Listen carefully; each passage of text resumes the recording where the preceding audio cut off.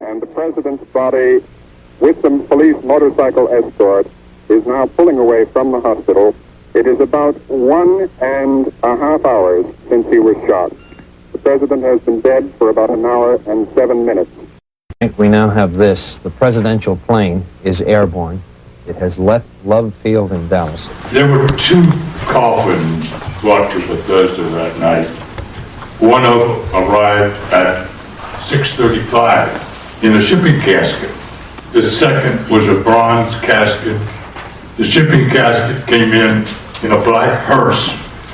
I'm going to be 80 in a couple of months. And I'm getting old and I'm getting tired.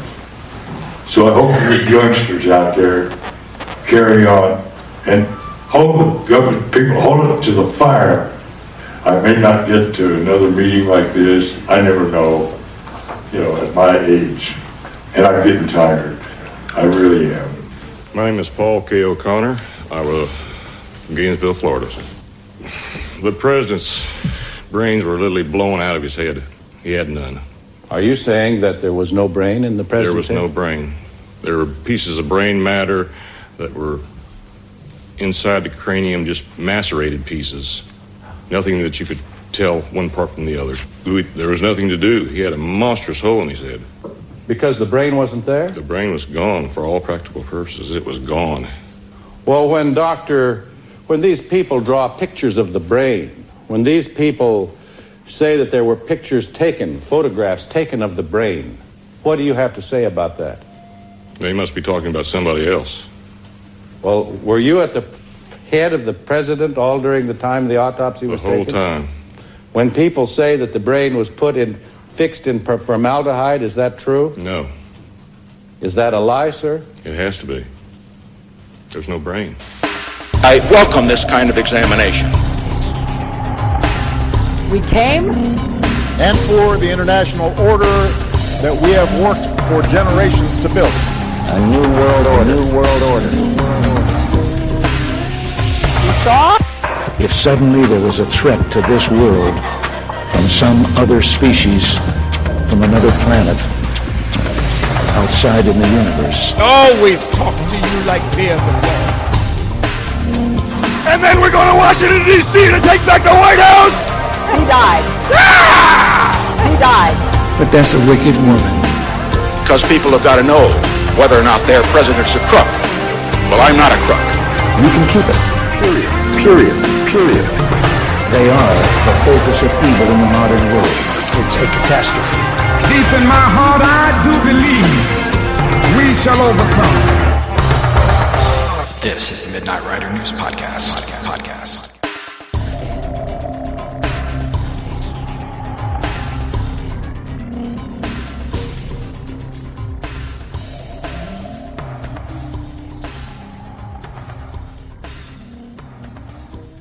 Hello, America and the world. Welcome to the Midnight Rider News Show. I'm St. Patrick, your friendly neighborhood host, traipsing through the trials and travails that have so tempestuously and untruthfully been blasted into your eyes, ears, and minds by the state-sponsored talking heads, court historians, and textbook conglomerates that control information today.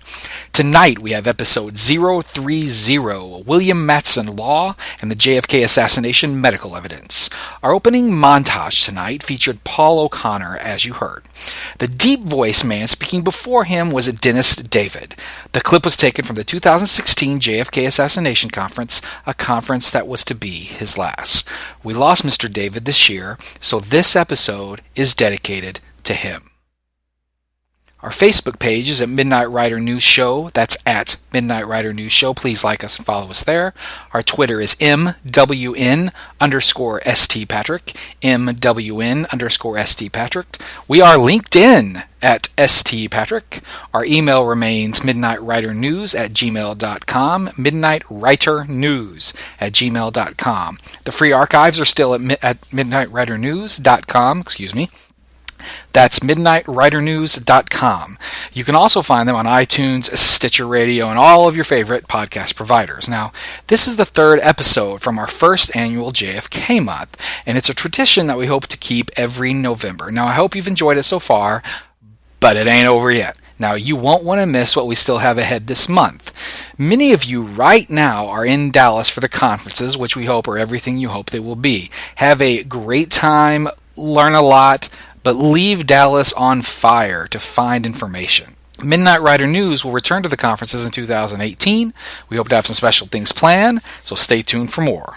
We'll be right back with William Matson Law. Who were the first researchers out of the box to question the Warren Commission's version of the JFK assassination? What obstacles did they have to face? How did their research bind them and inspire their work to this day? And just what did Randy Benson buy at the Last Hurrah bookstore? You won't believe it. This is Randy Benson, director, producer, and writer of the documentary film The Searchers. To hear more about The Searchers, listen to episode 9 of the Midnight Rider News Show.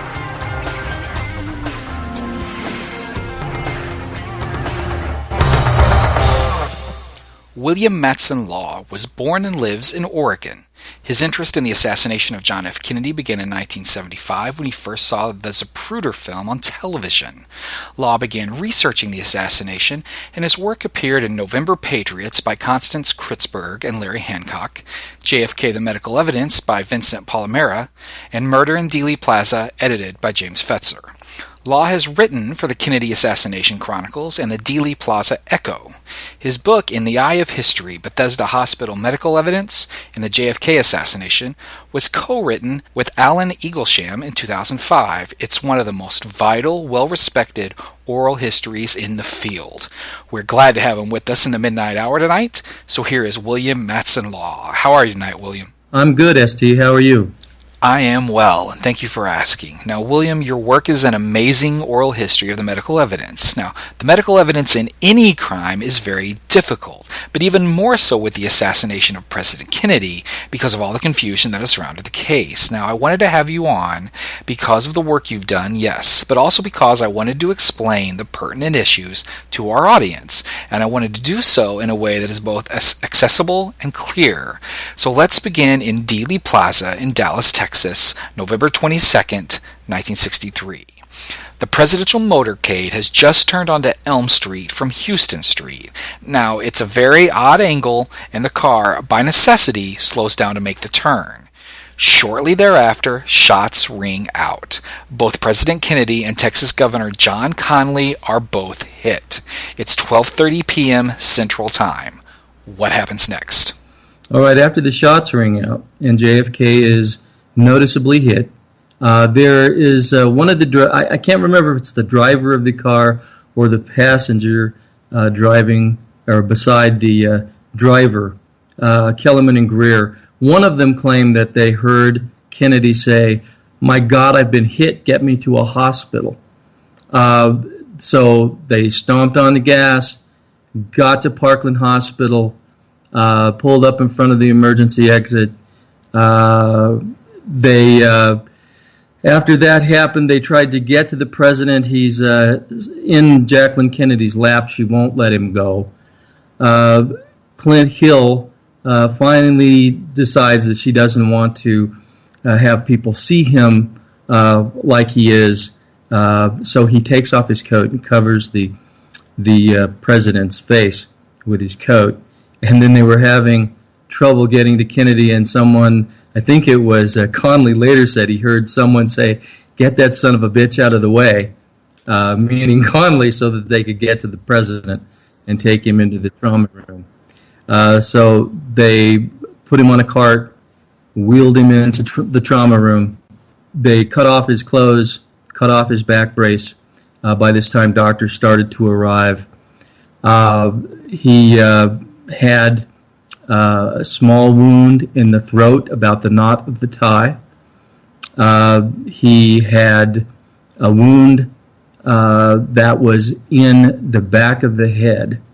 Now, there's controversy over the years of how big the wound was. Was it on the side? Was it on the top? Was it in the back?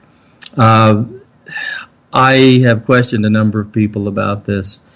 The doctors all said in the trauma room that they could see cerebellum. Now, what you need to know about cerebellum is it sits at the very back, at the base of the skull, and it's a different color and a different texture from the rest of your brain. So it is quite discernible from the rest of it. And so if doctors said that they saw cerebellum, that basically means that there was a blowout in the back of his head. They put some Ringer's lactate in.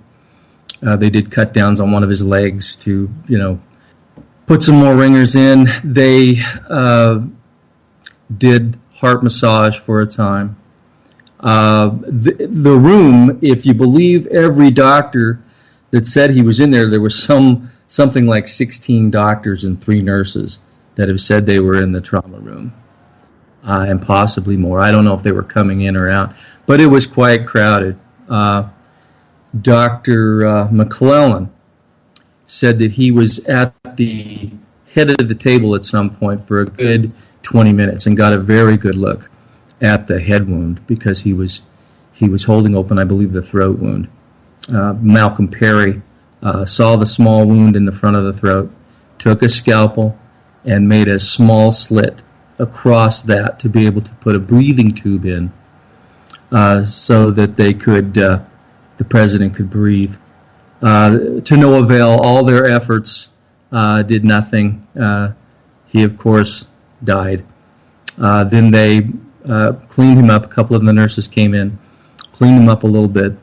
They brought in a casket, a display casket from the O'Neill Funeral Home, and put some plastic sheeting on the inside of the casket so that when they wrapped his body in sheets, they wouldn't soil the casket lining. So they did that, and they closed the casket. Then there was a bit of a fight to get him out of the hospital because Dr. Earl Rose wanted to do an autopsy. By law, he was supposed to do the autopsy, but the Secret Service had other ideas, and they said, we're leaving with him, and you'll either get out of the way or we'll run over you. So basically, they took the body, spirited it to the ambulance. It was driven to Love Field, put aboard Air Force One, and flown to Andrews Air Force Base. And then it was driven from there, 45-minute ride to Bethesda Naval Hospital, where it gets really interesting. Who was the authority at Parkland Hospital? I assume because it was Malcolm Perry that made the, I can't remember who signed the death certificate. I would assume that it would be Malcolm Perry. I'm not clear on that at this point. Now, Dr. Earl Rose was right at this time. He was the coroner in Dallas, and the autopsy was supposed to happen in Dallas because it's a Texas homicide. Now, at this time, we should remind our listeners that it was not a federal crime to kill the president. So it was still a Texas state homicide, and that's what Dr. Earl Rose was trying to explain. Well, that was what Dr. Earl Rose said. I'm the coroner, and if a person dies in Dallas, he's supposed to have the autopsy here, and which I guess was true for the time. He was not making any difference that it was the President of the United States. And I suppose he was really right. And if he would have been allowed to do the autopsy, we might have a lot of questions that are unanswered answered. But that's not how it took place. William, there have long been stories that there were alterations made to both JFK's throat wounds and his head wounds. So, do you believe that there were alterations? And if so, were the alterations done while at Parkland or after? You know, it doesn't really matter what I believe. It matters what the people I talk to believe. I talked to a number of people that were at Kennedy's autopsy. I asked them that particular question. Do you believe that the body had been gotten to before you saw it? Jim Jenkins said, yeah, I believe that the body had been gotten to and things had been done. Paul O'Connor didn't call it surgery to me. I think he called it probing. Jim Jenkins said the same thing, that it looked like it had been probed. And I believe them. Gerald Custer, I went to his home in Pennsylvania, I believe it was in 1997, and spent a couple of days with him. where we went over the X-rays and things like that. And I said, "What do you believe?" And he held up what is known as the AP X-ray, meaning the frontal X-ray of President Kennedy's skull. And he said, "I believe this man was killed as a result of a CIA hit squad. They wanted this man dead, and they did a good job of it." Now, it's one thing to read books, but when you're sitting in a room with a man that you know was there, he's in official records, and he says that, it's stunning. It sure is. So now we're at Love Field, the airport. What happens next? Kennedy was loaded onto the airplane. They had to take out some chairs to accommodate the casket because they couldn't get it in and sit it comfortably. So they took out some seats. Lyndon Johnson would not leave until he had been sworn in. They tried to get him to, but he would not. And there's a famous picture after he's been sworn in that he appears to look over at Albert Thomas, and he winks. Albert Thomas winks at Johnson, and you can sort of see a smile on Johnson's face. That's pretty eerie. I think it's one of the most important pictures in history. I would agree with that. And after that was done, then they took off. Then they land at Andrews Air Force Base, and Kennedy's coffin is taken off via I don't know what you call it, a ramp that comes, a carrier that comes up, and they place the coffin on that, and then the honor guard who were there took it and put it into the ambulance that was waiting there. And there's all kinds of things we could get into.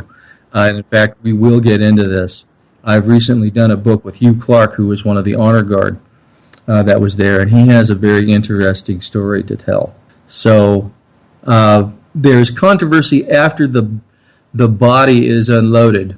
Hugh Clark said to me, we're waiting there. They showed up. They were in a banana helicopter, and they were kind of shadowing the motorcade on its way to Bethesda.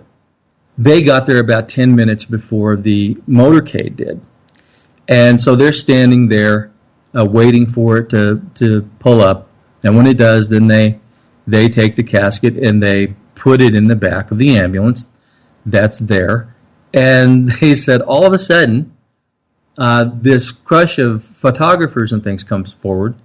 And so the ambulance takes off. And it leaves them standing there. So Captain Byrd, who was in charge of their particular group, said, "Get in the truck." There was a truck that was there. They got in the back of this truck. And they start trying to follow the ambulance. And so they're trying to follow the ambulance to wherever this is going to go. And they lose the ambulance. It just disappears. And they went around. The complex is a huge complex. So they go around the complex at least a couple of times, and they don't encounter the ambulance. Said about the third time around, there the ambulance was backing into the jetty there. They said it was about 15 minutes of running around trying to find the ambulance. And Hugh Clark told me, he had to take a different route than we did because we should have encountered him going around, but we didn't. So he had to go somewhere for some length of time and then show up. So there's part of the mystery right there. But here's where it gets really strange. There was an enlisted man by the name of Dennis David who was given a call and said, "I need you to come to the back of the morgue. You're going to offload President Kennedy's body." Now, the Hugh Clark entrance for the casket with the honor guard takes place at 8 o'clock. But what I'm talking about now is an entrance that Dennis David gives a time for of 6:30. So basically, Kennedy's body arrives, given the Dennis David story, a good 20 minutes before the official ambulance even gets there. If Dennis David's timeline is correct, and I have complete faith that it is, then there were 2 caskets. Now, we've heard the 2 casket stories before, right, and I would agree it's to be taken as fact. What I would ask you, however, is why? Why 2 caskets? Well, that's what I've been chasing for a very long time. Why? Obviously, there was some kind of shell game going on with President Kennedy's body. When I first heard this, I heard it too, and I read a book that was big back in the 80s that I couldn't believe what I was reading. And I decided to follow in the footsteps and see what I could get, see what I could find out, see if any of this was true about was there more than one casket. What did the people at Bethesda really think? I thought, surely if there were trained medical personnel that could see Kennedy's body, have their hands on it, helped with the autopsy, they could give me answers to whether or not there was really conspiracy. Because if anybody did tamper with President Kennedy's remains, of course that would mean, at least to me, that it wasn't cut and dried as far as Kennedy's death. You should be able to tell that through Kennedy's autopsy. You're correct, William. There would be no reason to tamper with the remains, as you said, if Oswald had clearly acted alone and what was to be the single bullet theory had done what it was said to have done. What then happened to the casket that Dennis David described? Well, let's talk about the Dennis David entry. He said that he was tasked with gathering a few men, which he got from the dental school, and 6 or 7 enlisted men, which he gave orders to take this casket out of what he called a black Cadillac hearse. We lost Dennis some time ago, and so he's not here, but luckily we have his story. And these men took this casket and they brought it in through the cold room and set it down on the floor of the autopsy room near the autopsy tables. A corpsman, Paul O'Connor, whose job it was to remove Kennedy's brain, or brains in any cadaver that came in, he helped unzip from this casket. When I say casket, the story is that what they saw was a cheap, plain military shipping casket, not a display casket, not the one that left Dallas, Texas.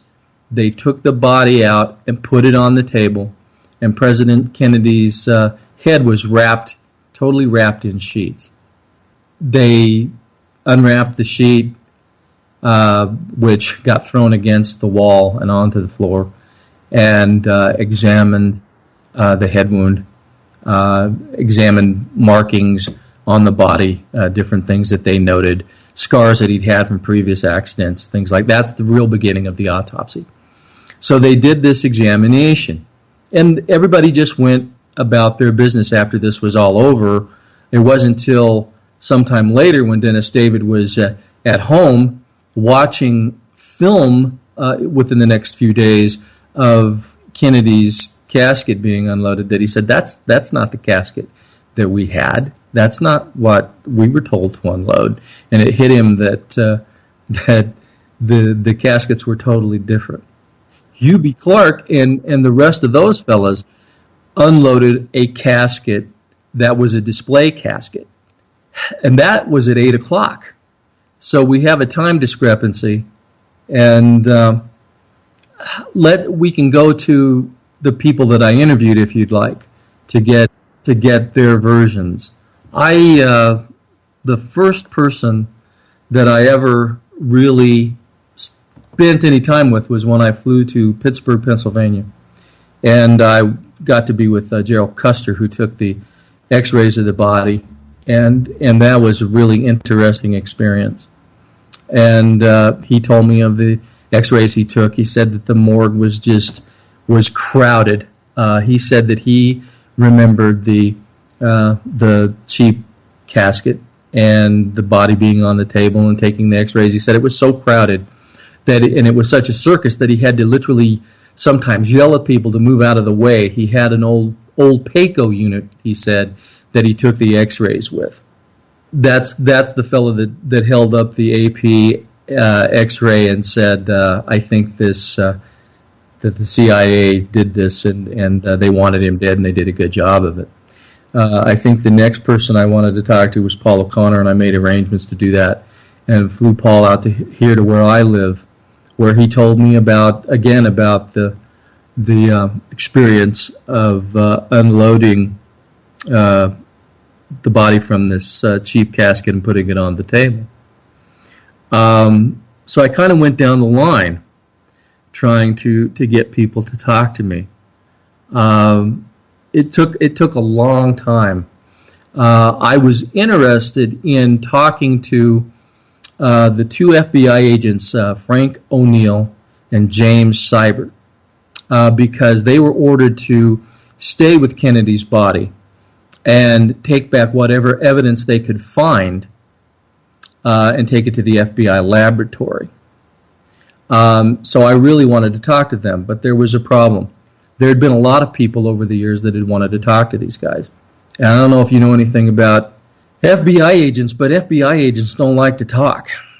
I had a stack of papers that I had gotten from Lancer, JFK Lancer, that and inside this thing was correspondence from various people. Please give me an interview. I'm working on a term paper. They all had these reasons, and they would all get referred back to the FBI. You'll have to contact the FBI for this, and so I knew what I was up against, but I did it anyway. Just so that I tracked him down, and I think I called Jim Seibert first, and I told him who I was, and then I wanted to talk to him about what he had discovered, seen at President Kennedy's autopsy. And he was pretty friendly, which I was surprised with. I asked him, the reason they're important, let me back up here a minute. The reason they're important is they wrote 5 pages of notes,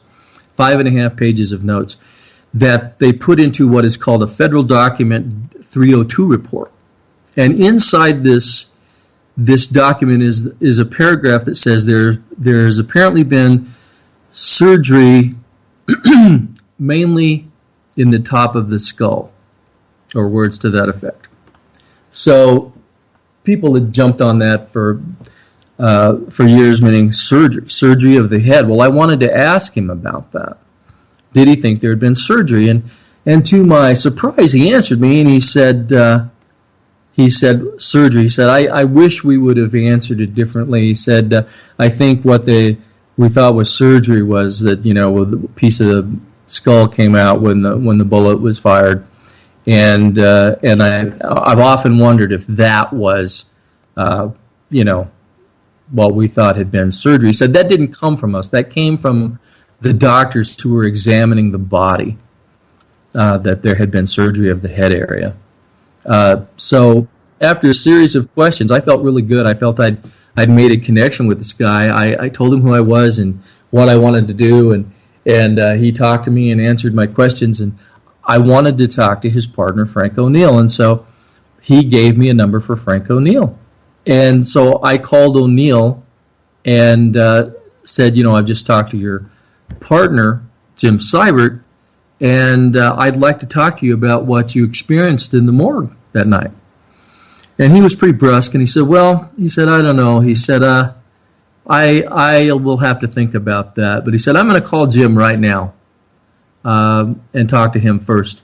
As to an interview, call me back in a week. So I waited a week, and I tried to read everything I could as far as, documents, their 302, trying to have it fresh in my mind. And so I really felt I had connected with Jim Seibert. So I was, ready for this nice, friendly agent that I had encountered. And instead, what I got when I called was, when I introduced myself again, it was, gone was the agent that was friendly to me. Now he's clearly annoyed. And I said, so I reminded him that he told me that I could call back, and if I had any questions, that he would answer the questions. And he said, you'll just have to wait till everything comes out on this. He said, I'll probably be answering this stuff till I'm 90 years old. So I thought I knew what had happened, that he called that he had called Frank O'Neill, and Frank O'Neill had said, don't talk to me. So I called O'Neill, and he said, no, I've decided not to give the interview. Let me back up a minute. And I did get in one thing I really wanted to know because of the controversy about Kennedy's body and how it looked. As you know, if you've seen the autopsy photographs, a lot of people most people in Parkland said that there was a blowout in the back of his head. And there's a picture that is of Kennedy or somebody that is supposed to be Kennedy in this autopsy picture. The only trouble with it is that the picture shows a back of the head that's intact and the hair is clean and washed and shiny. I wanted to get in what he thought about the body. And I said to Jim Seibert, I said, could I just ask you a question? I said, the body, did it look like what you remembered? And he said, well, I don't remember anything quite that clean looking, quite that neat. He said maybe that picture was taken further down in the autopsy after the morticians had started work. And I said something to him like, oh no, Mr. Seibert, I think that all the pictures were taken at once. Well, this clearly made him angry, and so I had to stop there. But I tried the same thing when I called his partner, Frank O'Neill. Now, Frank wasn't willing to answer anything, and he wanted to get off the phone, and he made it quite plain that he did not want to share anything with me. But I said, could I ask you just one question? And he said, well, I've already said that I don't want to give the interview. And then he stopped, and then he said, but go ahead. I said, did the president's body look like what you remembered in the pictures, in the autopsy pictures? He said, some of them did, some of them didn't. I said, does his body in those pictures look like what you remember? I pushed it, and he angrily shot back at me, no. But I'd asked my question, and he wasn't going to answer anymore, and that was it. And so I had to wait 3 more years, all the while working on the book. I was holding a job at that point, and I was raising children and working, and so I could only do this when I could. And so in between all that, I was working on the book and flying out to see people and that sort of thing. So it took me a while to get it done. And just as I thought I had it done, I thought, I've got to be able to go back to the reader and say, I gave it the very best try I could to get these agents to talk to me.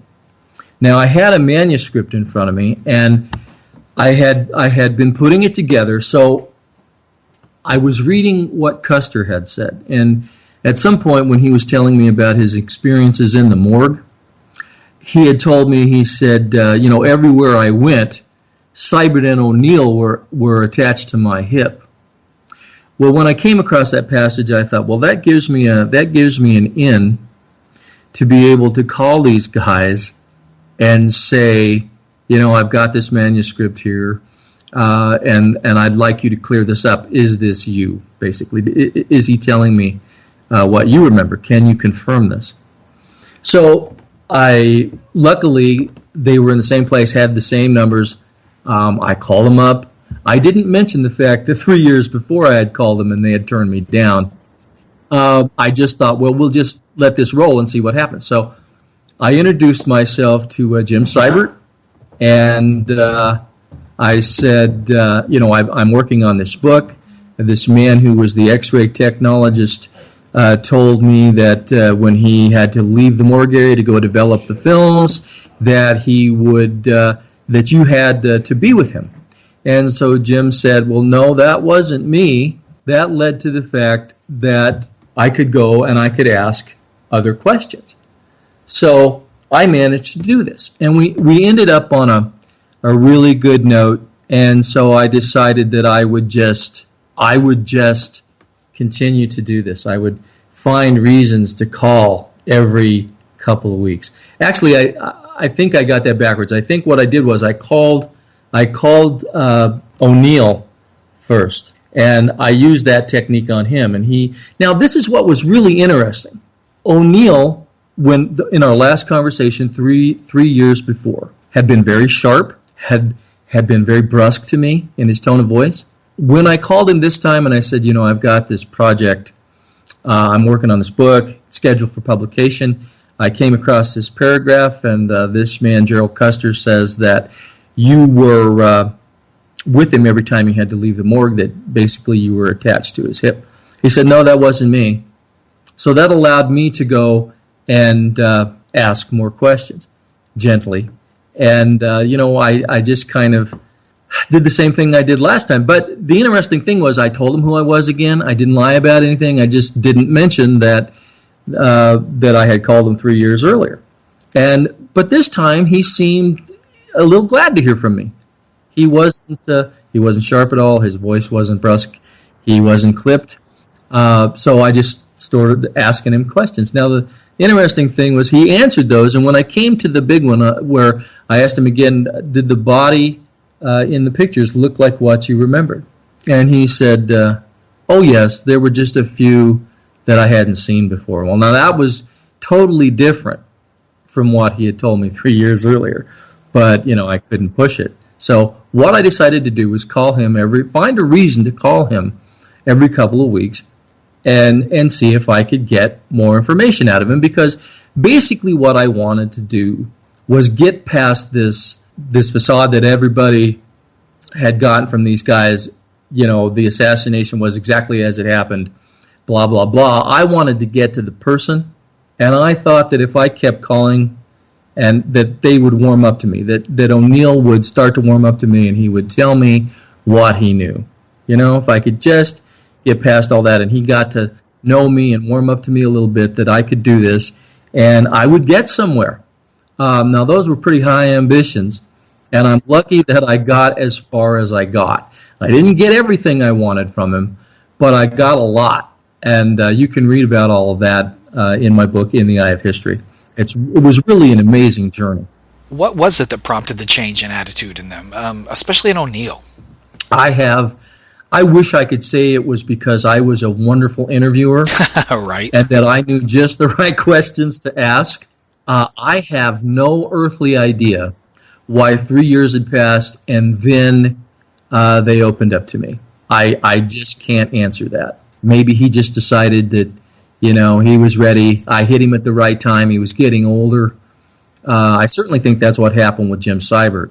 With Frank O'Neill, I just don't know. But as it went on, we and I asked questions, and I would call him, and if he didn't remember who I was, I would say William Law from Oregon, and so he would get comfortable with me, and he wanted some documents, and I sent them to him, and I came across this document from a CBS person that went to church with James Humes, one of the autopsy doctors, and he said that he had talked to Humes, and Humes had said that the FBI agents were never in the morgue.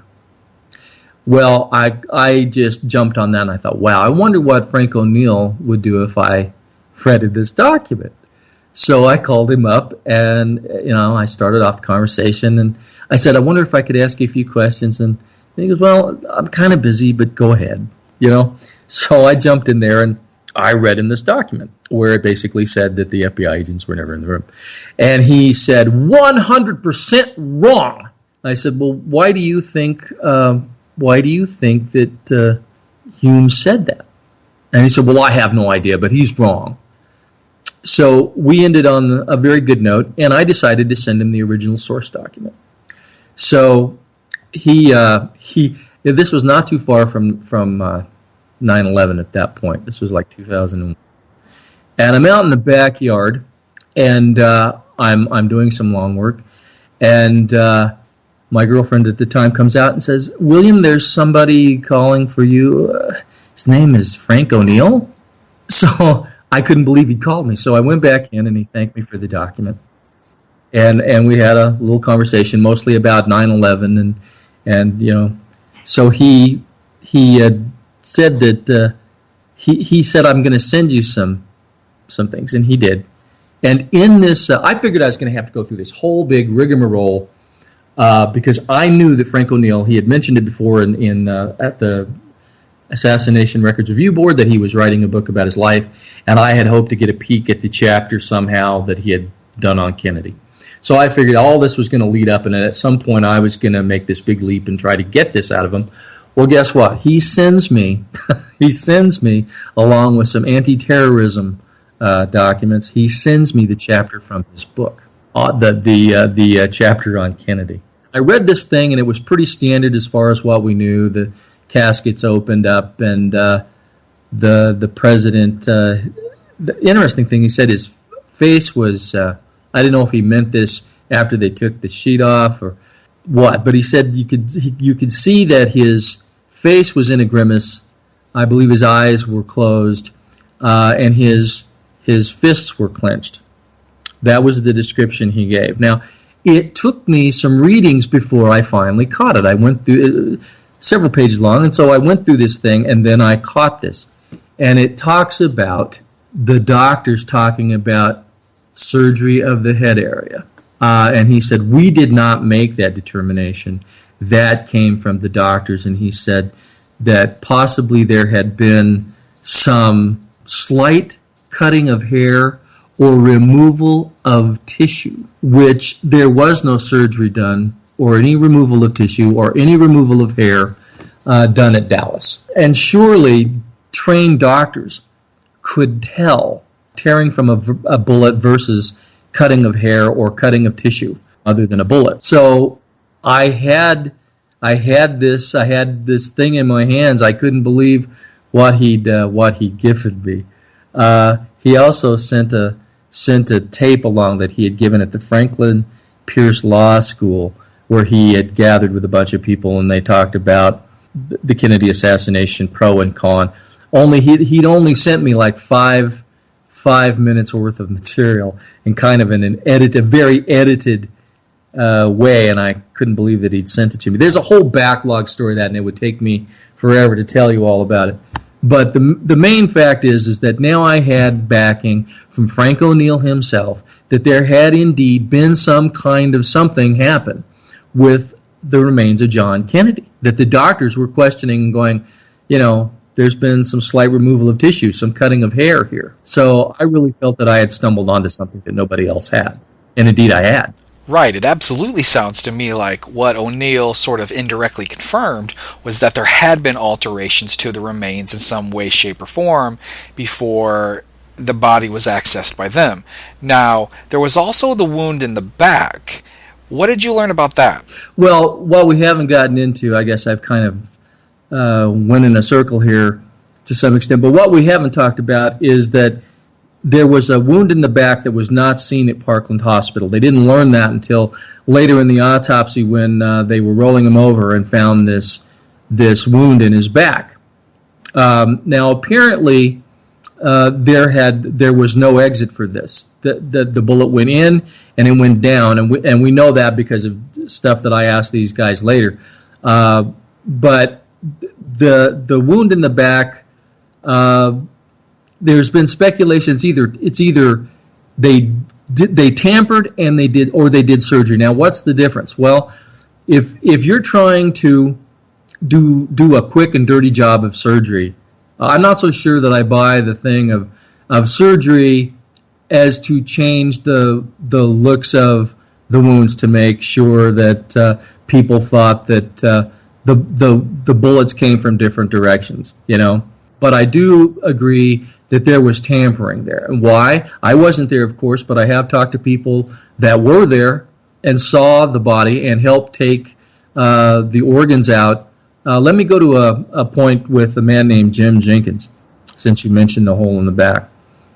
There was a point where Jim, who was one of the guys there that was helping Humes and Boswell and Fink, they literally did what is normally called a Y incision, where they take the body and they cut it from shoulder to shoulder and down to the pubic area, and then they take the flaps of the skin and they pull it back, and then they take the organs out of the body, and the organs are weighed and they're looked at for abnormalities and things like that. Well, when they took all these organs out, all you have is the body, and it's empty. And your lungs and things, your internal organs are encased in what's called the pleural cavity, which is a membrane that holds all this stuff. And so that when all this was done and all these organs were taken out, one of the doctors took a probe with a blunt end on it and put it into the wound to see if they could see where the bullet went. And Jim told me that he looked in while this was happening, and you could literally see the end of the probe push against the lining of the pleural cavity, and there was no hole there. So there would, if the bullet had entered the body and went out the throat, you would literally have to see some sort of tear in the pleural cavity, which he never saw in the lining, and he never saw the tear.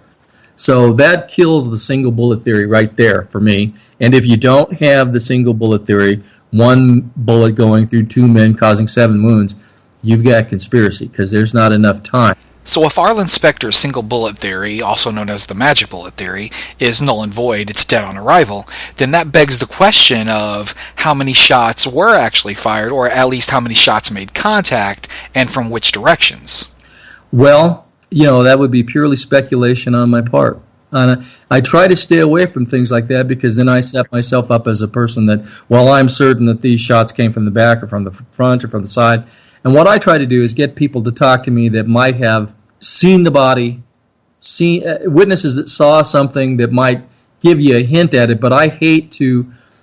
The reason I wrote the book that I did and give solid interviews with these guys is so that I don't get off into the area of, well, I think the shots came from here. This is the books that come out and they all have a chapter and then they say what really happened. That just absolutely drives me crazy. And you will not see in anything I write a chapter that says what really happened. My job is to try to give you the best information I can directly from the people that were there. So I will tell you what Jim Jenkins said. He said Jim Jenkins was one of the autopsy people. He was, in effect, Paul Kelly O'Connor's partner in the morgue that night, and they were there to assist the doctors. And he said something like this. I don't have it in front of me, but this is pretty close. He said, what I saw that night bore no relationship to the Warren report. He said, I expected them to come out and say there were at least 2 shooters and possibly 3. So that's directly from him. I met with him in a place in New Orleans, and he was reluctant to talk to me. It had taken me a long time to let him to come out and let me talk to him. It wasn't like he wanted to be there. It wasn't like he wanted to talk to me. But for his own purposes, I guess he wanted to check me out and see what I was all about. And so I'm sitting there asking him these questions, and I had planned out this nice day that I was going to be able to go down to the French Quarter, pick out a place in the sun, set a camera up, and we talk about this, and he would just freely tell me about this. He arrives, and we have a little Coke, and I said, let's go up and film this. And he says, William, I'd just soon sit here and drink our Cokes and talk to you and not have you film it. And I was pretty much crushed because I had told him what I wanted to do, and I wanted to do this in an oral history, and I wanted to put it on film. But, I guess it's because I looked at him and I probably looked like a little boy that had his candy taken away because my face fell off, and he looked at me for about 10 seconds and said, all right, William, I'll do it for you. So we jumped up and I went to the hotel room, and I set up this brand new camera I had, and I had a rough set of questions I wanted to ask him, and he told me his wife was going to be back in 45 minutes, so I didn't know how long I had. I didn't know if he was going to kick me out of the room, and just say, I just don't want to answer this stuff. So I just would ask the question and get the answer, ask the question, get the answer. And his interview was one of the best that I've ever done. I mean, can you imagine what it's like to be sitting across from one of these guys that was actually in the morgue, sitting across like you sit at a table, and at some point he says to me, talking about the brain, he says, I believe the brain was removed and then replaced. Wow. How did you react to that? I almost fell on the floor. I mean, the tension in the room was palpable, and I did get to tape all of it, and it comes off the tape at you in waves. I mean, it's just, now, he didn't know me from Adam. We'd had many conversations over the phone, but he's not sought the limelight on this thing. he just really is very reluctant. And I've known him now. That first interview took place 20 years ago. I have maintained my friendship with him over the years, and we are now working on a book together where he's telling every little thing that he can remember, and I'm right in the middle of it. And I will tell you that we went back to Washington, D.C. He took me where he got when he moved there, he got an apartment. He showed me where that was. He took me down the same route that he used to drive to work to Bethesda as a young fella. I mean, can you imagine that? Here it is all these years later, and I'm sitting with this man while he's pointing all these things out. We even went up Jones Bridge Road where Dennis David said that the driver of the black Cadillac hearse had told him that they had driven up the back way and in through Jones Bridge Road and came up. We did that.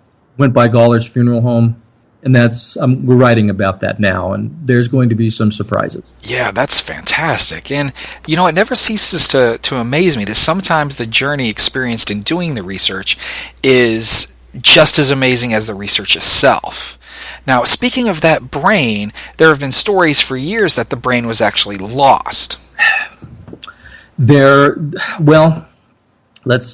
I don't know how much time we have. I haven't been paying attention to the time. But Paul O'Connor, whose job it was to remove brains, do the craniotomy.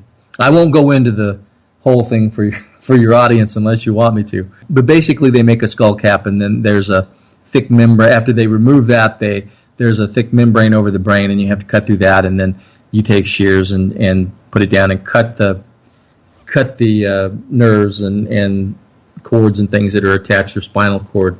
Your brain just doesn't rattle around in your head. It's attached to things. So Paul said when he saw the body, and he said the wound was massive. You could look down into the head, and he said there was no brain to be removed. That was my job, and it did not happen. If you go to Jim says, I remember being handed a brain to infuse that night. He said he was given a brain by Humes. I think it was Humes. It might have been Fink. Or not Fink, but Boswell. And they took it, and after they had a way of doing the job to infuse the brain at Bethesda. They had a two-step process where you take these needles filled with formalin solution and you pump that into the brain, and then you take it over to what is called a brain bucket, which is just a bucket with a gauze sling over it filled with formalin, and you put that brain in the gauze sling in the brain bucket, and it hardens faster so that when they come in and do an examination of the brain, they can do what they call sections. And they cut the brain into sections, and then they can look at it and use it for slides and things like that. Well, that's the conflict. Paul O'Connor says there was no brain. Frank O'Neill said there was a section of brain. As a matter of fact, before the Records of View Board, he said they showed him this picture that is supposed to be President Kennedy's brain. And I think it was Jeremy Gunn said, can you tell me if this looks like what you remember President Kennedy's brain looking like? And he says, well, it appears to be too much. He said, if somebody's saying that this is President Kennedy's brain, then okay, it was. But he said, I can't swear to you on a stack of Bibles. This is what I saw. So when he talked to me about it, he said there was a section, a wedge of brain. Jim makes the point that the brain that he was handed was damaged. And he said, if it was, he said it seemed to be a small brain. And he said there was more damage to the skull than you would expect than the brain. So the brain wasn't all that damaged. He said, what would be the use of putting the needles in, which I did, to infuse the brain if the brain was all macerated and blown up and torn? He said because the fluid would just run out all over the place and it would be a mess anyway. But he swears that there was a brain, that he was given a brain, and they put it in the brain bucket. There are people that have speculated that the brain was taken and later interred with President Kennedy when they moved him at the Arlington Cemetery. But yes, in effect, the brain, if there was a brain, is lost. We do have pictures of a brain. Wow. Now, did Jenkins happen to speculate as to why the brains may have been transposed or not? Well, what's interesting about the whole brain thing is that most of the doctors, when they saw President Kennedy in Dallas in Trauma Room 1, said that his cerebellum was damaged. One doctor said it was literally swinging in the breeze. When the brain that is described and the drawing that we have by Ida Docks, the medical illustrator that is supposedly taken of this brain, shows no real damage to the cerebellum. So you've got a drawing of a brain that has no real damage to the cerebellum versus what they remember in Parkland Hospital of the cerebellum being damaged. They said it was literally oozing out onto the cart in Trauma Room 1. So how does that happen? John Stringer, the civilian photographer that took the X-rays or the photographs of the brain, said that he took no views of the bottom view of the brain when he was in the National Archives being questioned for the Records Review Board. He said, I took no bottom views of the brain, and yet half the collection are of bottom views of this brain. So there's all kinds of strangeness about this, Whose brain was it? Was it President Kennedy's brain? I think that the guys I talked to, at least Jim Jenkins and Paul O'Connor said there was no brain. I asked Jim Seibert about that, and he said he didn't clarify. He said I'm fuzzy on that, but he said you could look right into the cavity of the head. So I personally believe, because of what these guys have told me, that the picture that we have of President Kennedy's brain is not President Kennedy's brain. And again, I want to point out to our audience, if Lee Harvey Oswald was the lone nut shooter acting unilaterally, then why the confusion regarding the brain? Why alter, switch, or pretend? Add that to your long list of questions. William, you've mentioned the ARRB. Now, please explain to our audience what the ARRB is and what they do that has made them vital to JFK assassination research. Well, the Assassination Records Review Board was set up after the movie JFK came out. It caused quite a stir, and so they set it up to quell a lot of the questions, and so they were set up, and I think it was in '92 that they were set up not to solve the mystery, but to just gather records and then release them to the public. And we wouldn't have hardly any of the records we do if it was not for the Records Review Board, where it got all these people to come in under subpoena and give depositions. And we can thank Douglas P. Horn. Absolutely. For a lot of what we know. This man was fantastic. He wanted to know, not only collect records, he wanted to know what happened to President Kennedy. And luckily for all of us, he was in the catbird seat of history, and he was there for the depositions of Humes, Boswell, and Fink.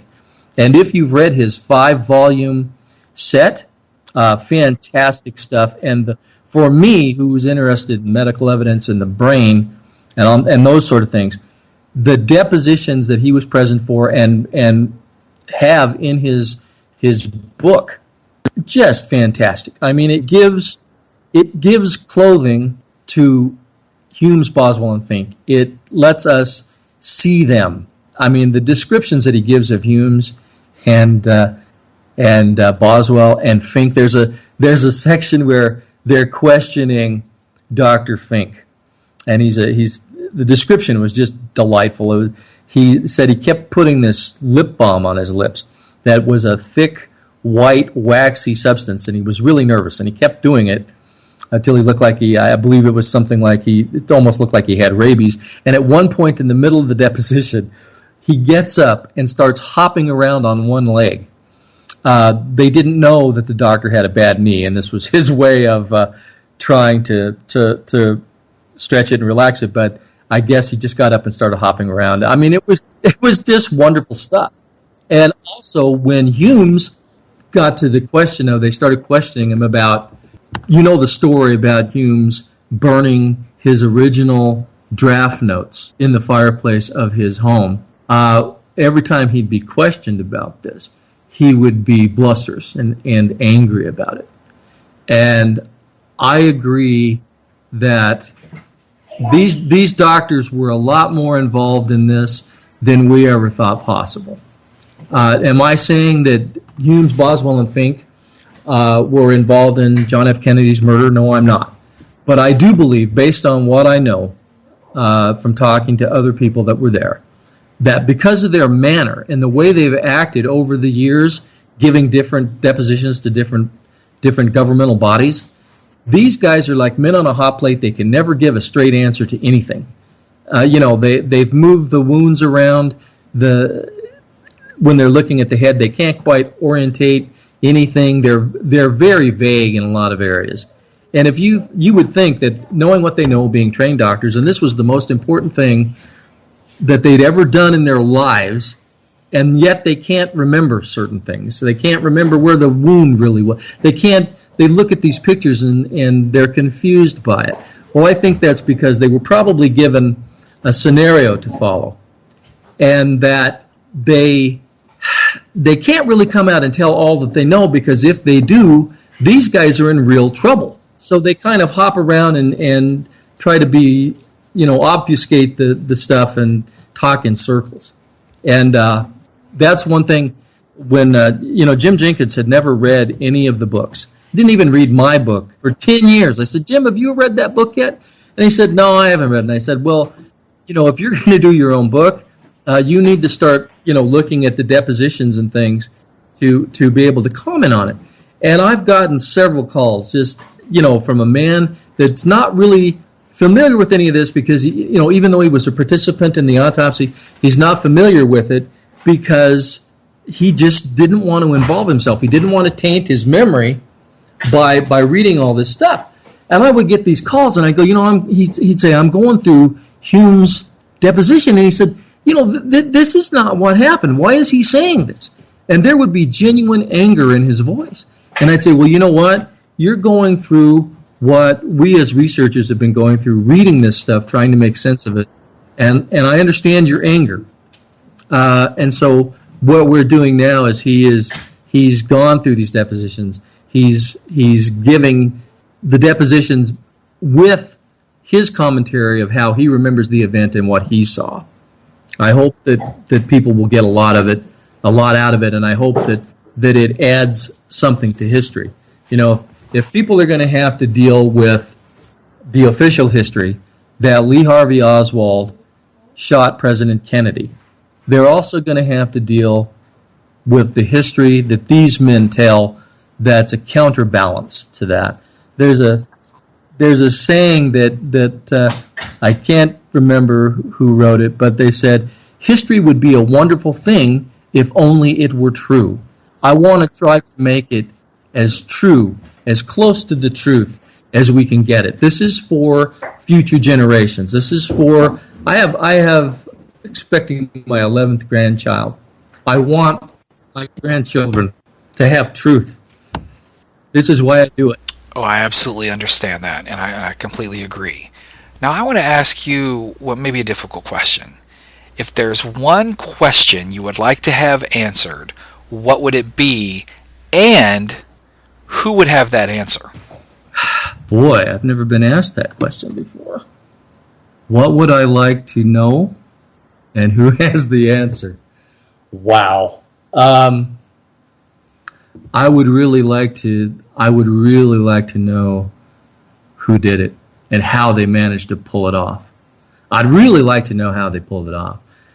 That would sum it up. I think I know why they did it. I mean, Kennedy was stepping on all kinds of toes. He wanted to get out of Vietnam. There were a lot of people that were making a lot of money. President Kennedy's problem? President Kennedy thought he was the president.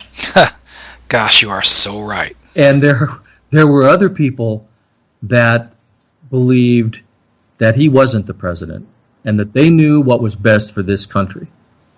Back in those times, he was seen as soft on communism. They didn't like the idea, I think the speech that he gave at American University really sealed his fate. We're at the height of the Cold War, and yet he's talking about how there's much to be admired about the Russian people. And there were hard, cold warriors that believed that we should have gone after them with all we had, and did not. And I think that for that reason and for other various reasons, John F. Kennedy was assassinated. Do I believe that it was Lee Harvey Oswald from a building with a cheap-made rifle and that he managed to pull off this feat?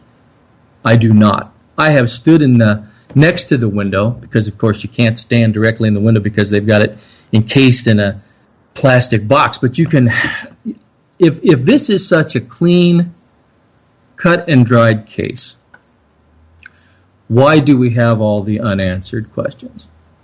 Over a period of time, things should be able to come together and you can sort of get a glimpse of things. With this case, there is nothing cut and dried. Things seem to pull further and further and further apart. It's and we're at the very end of this now. This is real history. And a lot of the people that I'm so glad that I did this book when I did it, because most of those guys are gone now. I think Jim Jenkins may be one of the last, if not the last man standing in this. What you said has a lot of merit in that, well, it also tells us who would have the answer to your one question. And you're right, the eyewitnesses are passing away at alarming rates 50-plus years after the assassination. Maybe George H.W. Bush, or maybe there wouldn't be anyone alive today who could answer. I just don't know. If I could talk to anybody that I wanted to, living or dead, of course, it would be Lee Harvey Oswald. The problem is that people that are enmeshed in the CIA and things like that, they're not going to tell you the truth. They're taught to lie. That's their business. That's what they do. So I literally do not know. I know that there are people out there. There are people that are still alive. I was talking to Jim about this just a couple of nights ago. There are people out there that know.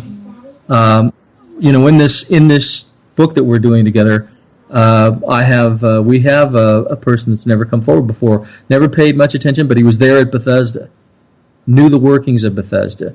In the book, we'll have a lot to say about the autopsy room and are those pictures taken in the autopsy room. I wish we had more time. I would have delved into more about a meeting that I had filmed. There was a guy that I went together with, and we had a meeting in Chicago of 3 of the honor guard that took Kennedy's casket to the morgue that night and took his body to Arlington, along with 3 of the people that were in the autopsy room. The honor guard had not met at that point since the 51 years that had carried his casket, and it was quite something to be there and to see the reunion and look at these guys' faces as they met each other for the first time after all that time had gone by. It was amazing, and I learned more things, and I'll be writing about that as well at some point. Well, sometimes I think that there were certain things that the proverbial powers that be could not have predicted. One being the effort and emotion exhibited by the citizen researchers that sort of cropped up in the years following the assassination. 2, the commercial success of the conspiracy point of view. I mean, never in American history had they really seen that before until the Kennedy assassination, and now conspiracy is a section of the bookstore. And I certainly do not think they could have predicted the internet and what ended up being its ability to keep people connected in ways that we had never seen before. They're probably even more stunned that it all exists, maybe stronger than ever, 54 years later. I really believe it would surprise them. Well, I think it would too. I think they looked at President Kennedy as someone who didn't deserve to be there. I think they looked at him as a danger to them, to their way of life. I think that they were surprised. I think that the reason some of this is so sloppy, like the autopsy pictures and things like that, it worked for what they wanted it to work for. Let's admit it. They got away with it. They did. It's I hate to say it, but for what they wanted it to do, it worked. He died. Lyndon Johnson was put into the White House. The Vietnam War went on and on. Thousands of people died. Lots of people made money. So I hate to think of it in those terms, but they got away with it. They've left their greasy fingerprints behind. We can now look at it and go, yeah, something here is wrong. I mean, it's wrong. We can see it. The media, if you'll notice the media, every time there is a pro-Oswald book, yes, Lee Oswald did it. Kennedy died as a result of this lone nut shooter out there. They're on the air. They get TV time. People like me that struggle and try to get these people to talk and go before the camera, tell us what they know. The media doesn't like to go anywhere near us. Vincent Bugliosi, I got a call before his book came out, and it was Andy from the Last Hurrah Bookshop. And he said to me, this was the first publication of In the Eye of History, and he said, I've got good news and I've got bad news. And I said, well, give me the good news first. And he said, well, the good news is that Vincent Bugliosi bought a copy of your book. And I said, well, what's the bad news? And he said, well, the bad news is that Vincent Bugliosi bought a copy of your book. That's great. He said he is pouring through it, looking for things that he can use for his book, and he'd like to talk to you. He said, is it okay if I give you his phone number, or give him your phone number? And I said, well, absolutely, because I was really looking forward to this, because I thought, how the hell is Vincent Bugliosi going to deal with all these things that these men have said to me? How do you get past this? Well, the phone call never came. His book came out, and I realized I went down and I paid my money and lugged home this great big thing that can be used as a doorstop, and I'm sure many people do just that with it. But how he dealt with it was to try to take some lines from my book and turn it around and try to make a point opposite from the very thing that I was trying to do. And he knew it. It just amazed me. He leaped over most of all the stuff because he couldn't go near it. He couldn't touch it. He couldn't, you can't take the testimonies that I've gathered and go, Oswald did it alone. It's impossible. But I have to give him credit. I mean, he just bulled his way through. But, yeah, just from how he treated me, I was extremely angry. And I did read his book. It took me a couple of years to do it because every time I read 3 pages, I had to take the thing and bang myself over the head with it. But I did read every page of it. Well, I didn't read Bugliosi. I mean, it's gotten to the point where there's such a wealth of material that I do want to read that I just really have no time to do hate reading. But I did read Posner's Case Closed in 1993, and even as an amateur historian, I was still in college at the time, I knew what was going on there almost instantaneously, and you can tell from the beginning, when you have 10 witnesses on one scene, and you only report the testimony of the 2 of the 10 that agree with you, you only have 20% of a story. It's basic math. It's not 100%. It's faulty methodology even before you're at the first word. We need to seek the full story even if the results don't agree with us. No, you're absolutely correct.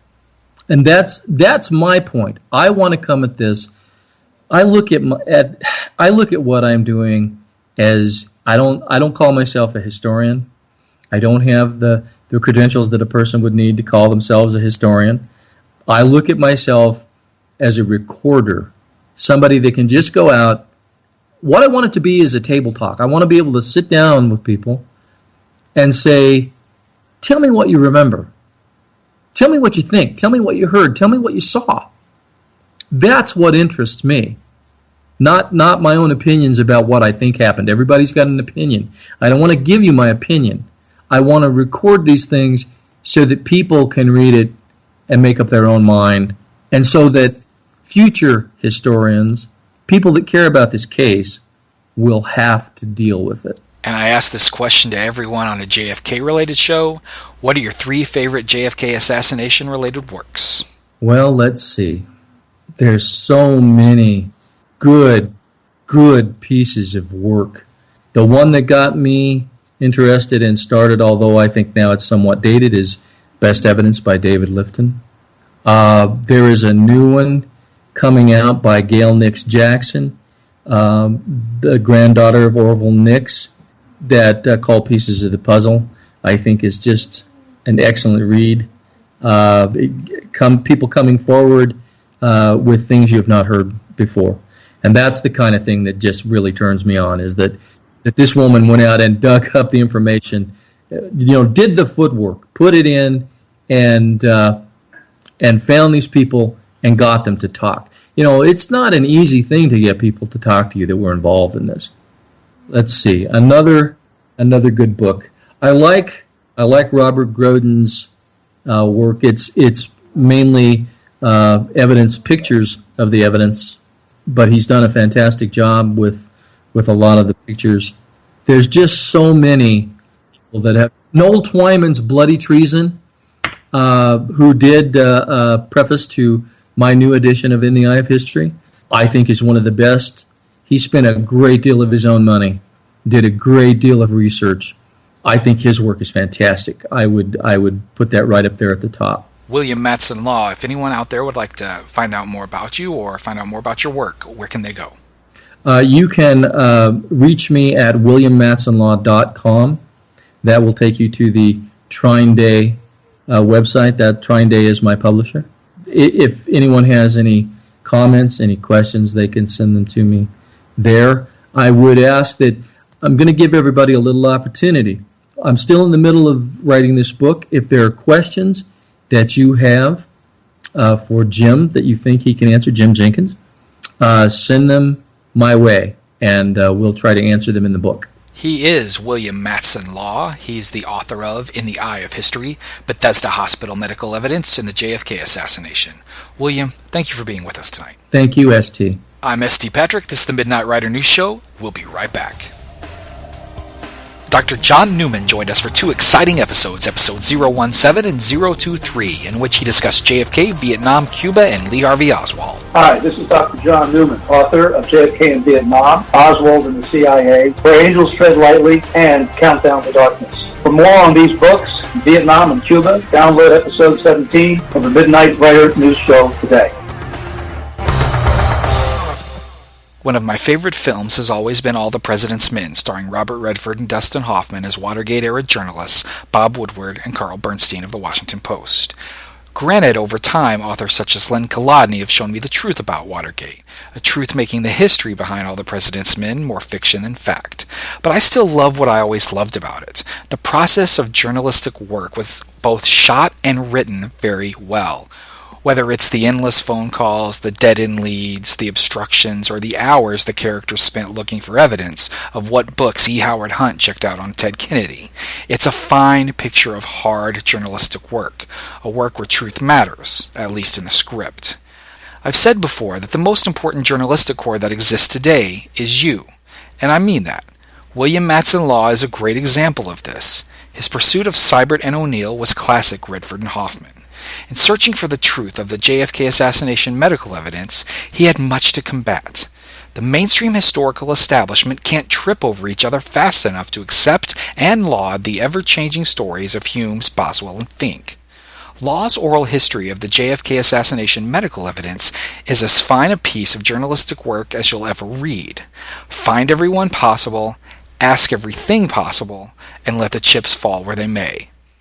William Matson Law is not alone in this. Many of the best historical works of the last 30 years have not come from journalists. Most have not come from classical historians, the bastions of academia. Most have come from bright, inquisitive, driven people that cared and possessed some sort of writing skill.